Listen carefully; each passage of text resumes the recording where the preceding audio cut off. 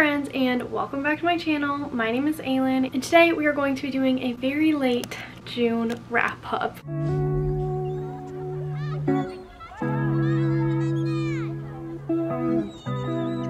Better late than never. I like having these even if they are super late and nobody watches them for my documentation, so I can like look back and be like, oh yeah, that's when I read whatever book. But that is why I will always do them even if they're super late, because I just like having the record of it. Also, I would like to apologize if my energy levels are a little bit low today. I have been having the worst migraine for the past couple of days, and now my throat kind of hurts as well.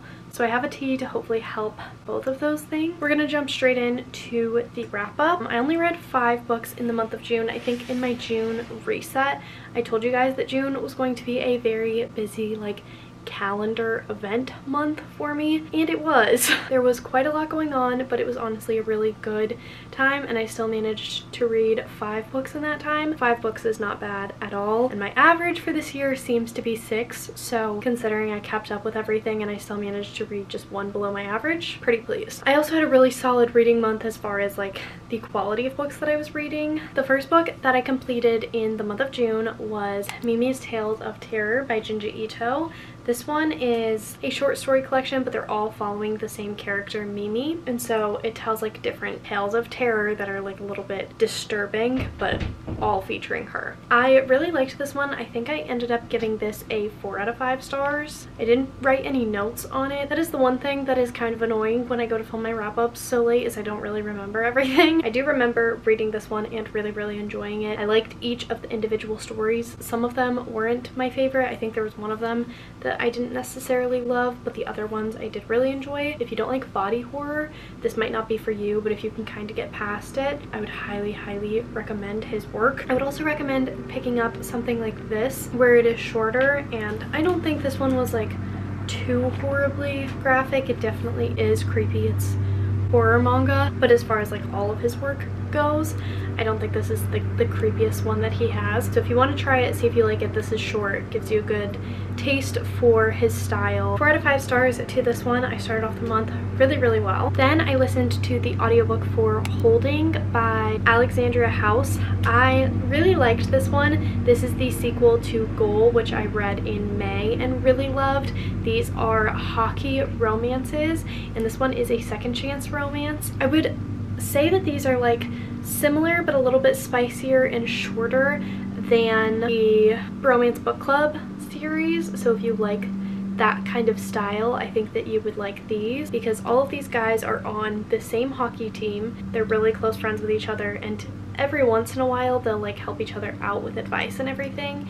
It's not the same thing as like the book club where they're really involved in each other's romances, but that's like the closest thing I could compare it to. This one, like I said, is a second chance romance. We are following Terrence and Crystal, who have gotten divorced because they weren't really communicating, they weren't really talking anymore. Their relationship had just fallen apart, but neither of them can get over one another, and they share this like lizard. I don't know if it's Komodo dragon or iguana or something like that. And so Terrence will go over and like visit this creature.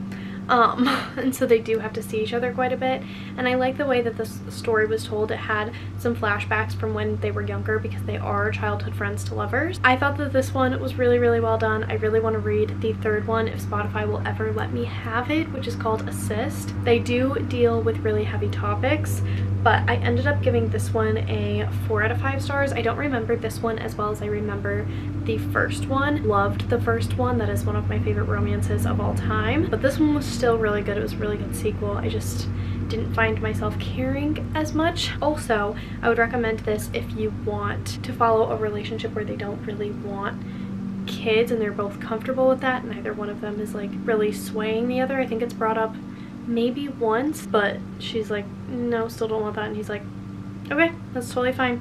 I just said it, maybe I shouldn't have. But if you're like looking for romances where it has that and like kids aren't really a part of the picture, I would say that this is a really good one. These are also such underrated romances. I feel like more people need to read them, and I don't know why they're not talking about them. If you have the opportunity, I would read this. I checked this out, or I listened to this on Spotify, so if you have that and you can listen to audiobooks on Spotify, 10 out of 10 would recommend. I read a lot of romance in the month of June, the next one being Camera Shy by Kay Cove.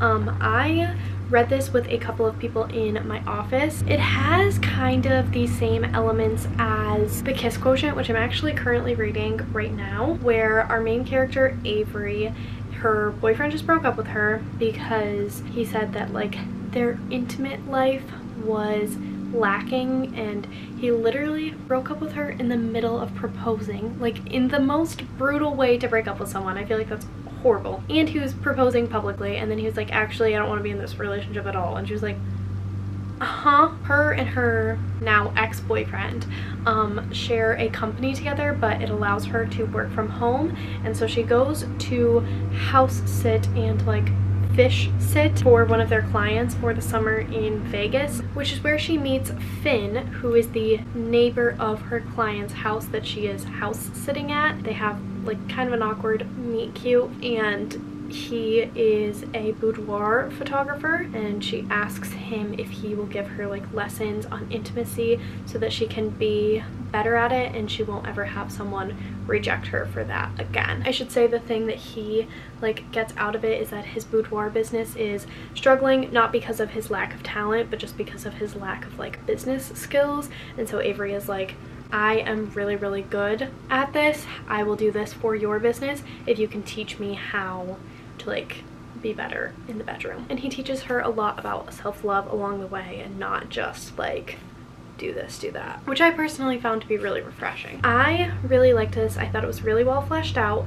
It is a little bit longer, so like you have more time with the characters and have time for everything to develop. And I also liked that we weren't just getting Avery and Finn's relationship, we were getting Finn's relationship with his cousin, who the next book is about, which I'm really excited. That one doesn't come out until October. But you also see Avery and Lennox, Finn's female cousin, develop a relationship and friendship of their own. Just allows Avery to explore healthy relationships, because her relationship with her best friend in the book is like maybe not the healthiest, you come to realize. So I would say that this is a romance that is pretty spicy, like a 3 out of 5, but you also have elements of like healing, healthy examples of relationships, whether they be romantic or friendships, communication of boundaries, which I really like. There was one part in here that I didn't necessarily love. It was like tied together well toward the end. In the moment when I was reading it, I was like, don't know if I love that, and then when it was like wrapped up, I was like, okay, I see where we were going with that.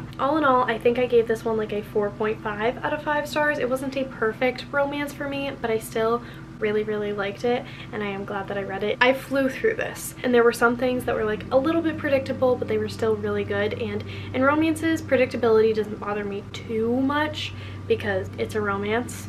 Most of that is supposed to be like you can see it from a mile away. I meant to be flipping these the entire time and I was not, so sorry about that. The next one I read is another audiobook that I listened to, and I am so happy because it completes a series that I have been reading for such a long time. This was a really good like final installation in the series. While We Were Dating by Jasmine Guillory. This is the last book in the Wedding Date series, book number 6, which is crazy. This one we are following Ben Stevens and Anna Gardner. Anna is an actress and Ben works at a like marketing agency, and he has to pitch this commercial idea for a phone company kind of similar to Apple, like they're a huge company, and Anna is going to be the star actress in said commercial, and they spend quite a bit of time together on set when his commercial idea gets picked up, so it's like really good for his career.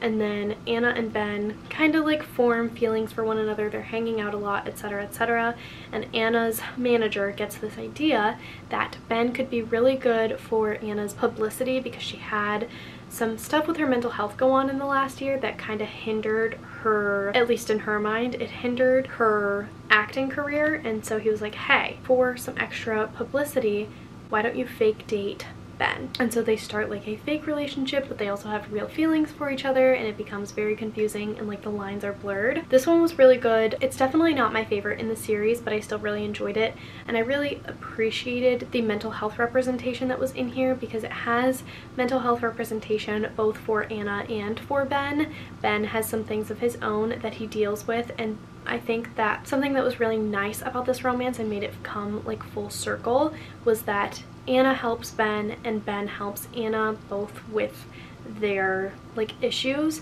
Ben is also in therapy, which is really refreshing, and has a very positive therapy experience. I think him meeting with his therapist is like established before the book starts, and I felt like it was a really authentic and true representation of therapy, because at one point Ben's like, I don't really have anything planned for therapy today, like I need to figure out what I want to talk about, which is something that I have definitely dealt with. And there was another point where he was like, I really don't want to tell my therapist this because I know what she's gonna say and I don't really want to deal with it. It's just like too overwhelming, and I can relate to that a lot too. Not that you should be keeping things from your therapist, but I know the feeling of like, I don't want to talk about this. This is too hard. It's too much right now.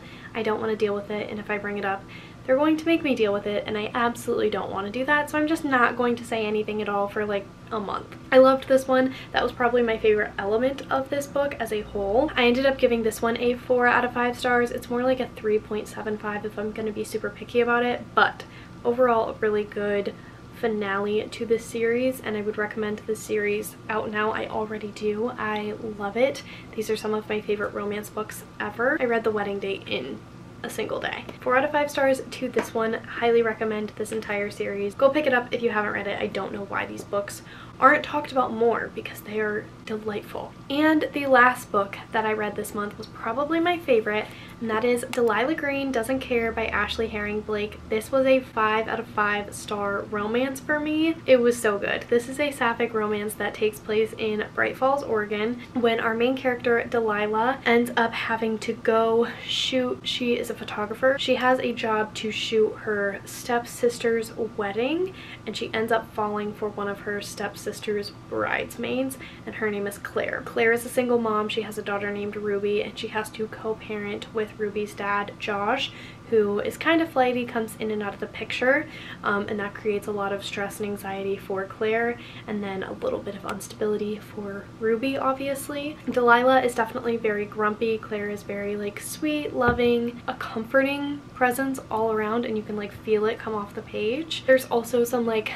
unresolved trauma and like familial issues talked about in here between Astrid and Delilah. Astrid being Delilah's stepsister, because Astrid's mom is Delilah's like sole parent guardian. Delilah's mom passed away when she was younger, and then her father passed away shortly after he married Astrid's mom. There's a lot of animosity between the two girls, as well as between Delilah and Astrid's mother, because her mother is like the evil stepmother. Delilah is usually someone who she just does hookups. She doesn't really do relationships. Claire is aware of that and very wary of that because she wants a relationship, but Delilah lives in New York City, not in Oregon. Claire obviously can't leave her child, so therein lies a little bit of like stuff to talk about at a minimum. I loved this one. I feel like it covered a lot of like personal topics as well as romance, so there was a good balance in there between it being like emotional as well as spicy. Those are the 5 books that I read in the month of June. Like I said, not my greatest reading month ever, but definitely not the worst, especially not when it comes to quality, which matters far more. Did not reach 50 books for the year by the end of June, but that's okay. I still had a lot of fun reading everything, and then also spending time with my friends and family that I got to see throughout this month. So definitely a good month, both reading and then otherwise, which I can appreciate. Let me know down in the comments below what you read this month, if you've read any of these, what your thoughts were on both.